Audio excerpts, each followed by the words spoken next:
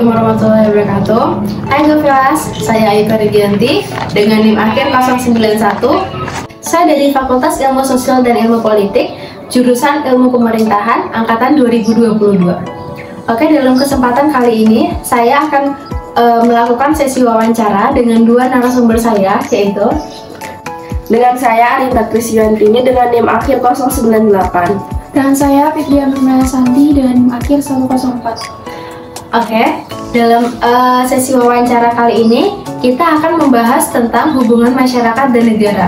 Kita akan menjelajahi beberapa aspek penting yang berkaitan dengan negara dan masyarakat.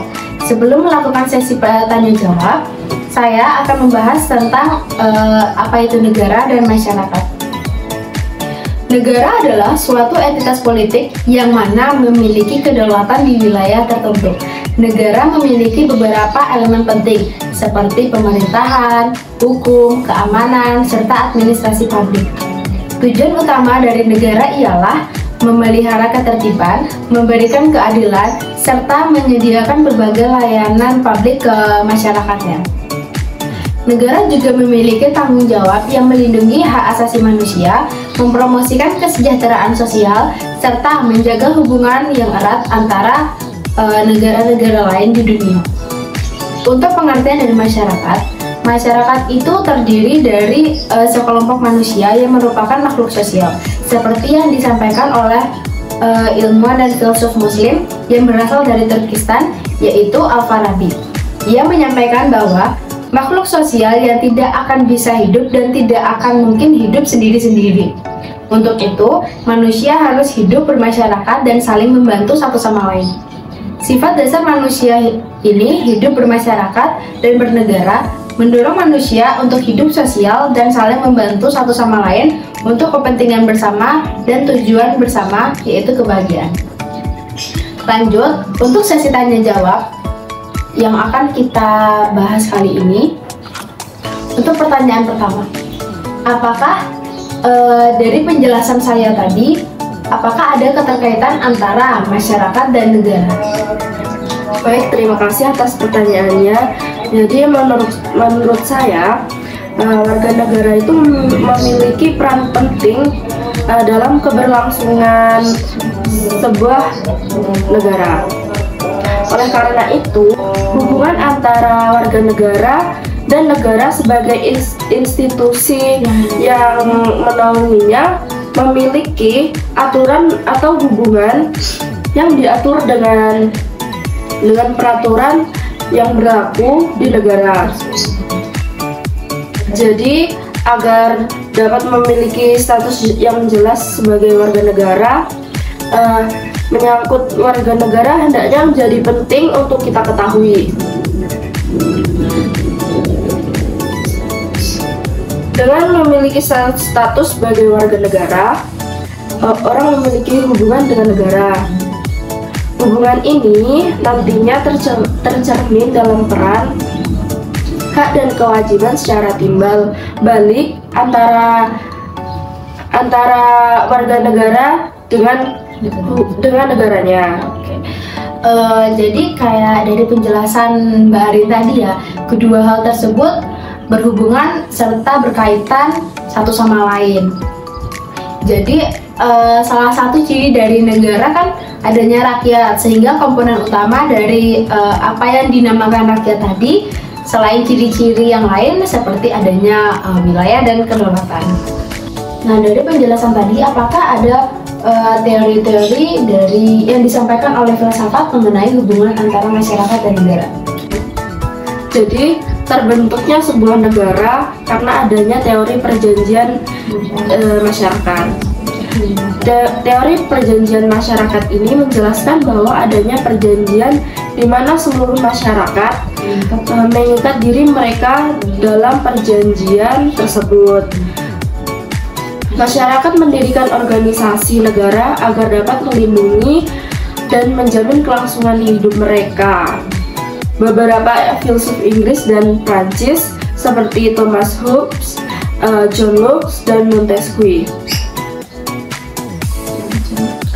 Menurut John Locke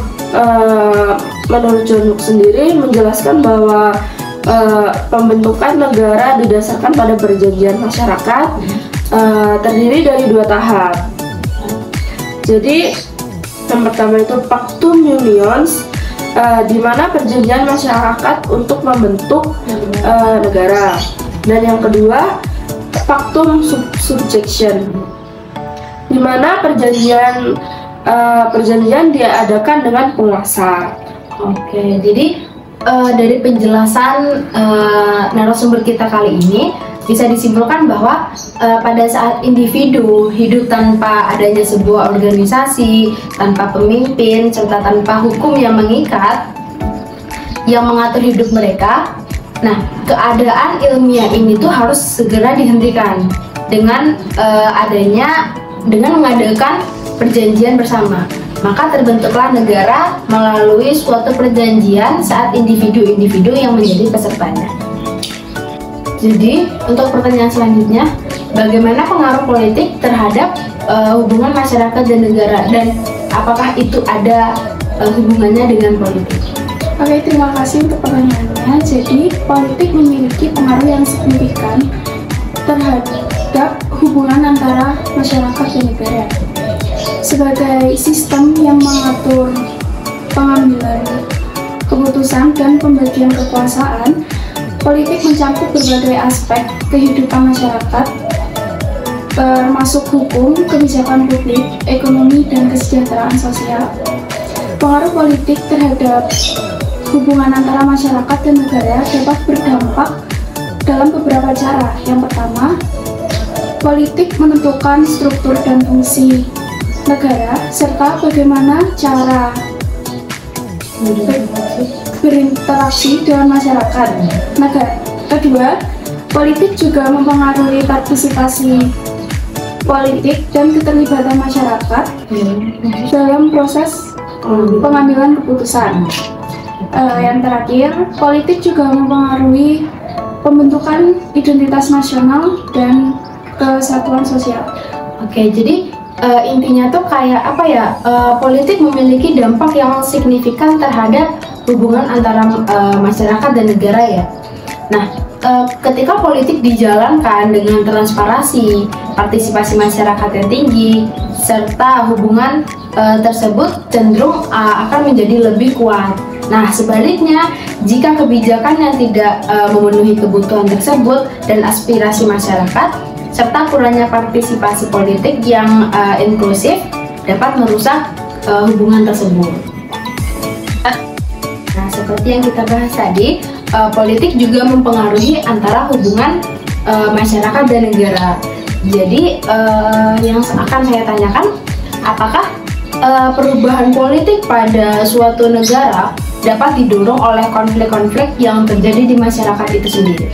Jadi dalam teori sejarah Marxis, konflik politik yang terjadi di masyarakat, terutama masyarakat kapitalisme, dapat terjadi akibat adanya eksistensi suatu kelas sosial dalam masyarakat yang mendorong perubahan politik, atau akibat konflik yang terjadi antara kelas-kelas sosial. Dengan digunakannya teori Marxis ini dalam mencari pola hubungan antara hubungan negara dan masyarakat, dengan demikian timbullah konsep antitesis dan sistem antara liberalisme dan sosialisme. Oke, jadi dapat dikatakan bahwa ketika masyarakat kapitalis sampai pada tahap puncak pertentangan pada masyarakatnya, maka sosialisme dapat muncul sebagai negara sintesis, dan negara akan bersifat sebagai intervensionis. Oke, jadi dari penjelasan yang disampaikan oleh narasumber kita tadi, dapat disimpulkan bahwa hubungan antara negara dan masyarakat ini memiliki keterkaitan satu sama lain, serta hubungan ini tuh timbul karena adanya teori perjanjian masyarakat. Oke, dari penjelasan yang disampaikan oleh narasumber kita tadi, dapat disimpulkan bahwa hubungan antara negara dan masyarakat memiliki keterkaitan satu sama lain. Jadi hubungan ini tuh timbul karena adanya teori perjanjian masyarakat yang disampaikan oleh filsafat John Locke tadi. Nah, selain itu, pengaruh politik juga berhubungan dengan hubungan masyarakat dan negara. Dengan adanya perubahan politik yang terjadi di suatu negara, juga dapat didorong oleh adanya konflik-konflik yang terjadi dalam masyarakat itu sendiri. Nah, tidak terasa kita sudah di penghujung acara. Terima kasih atas narasumber yang telah menyempatkan diri untuk tergabung dalam sesi wawancara kita kali ini.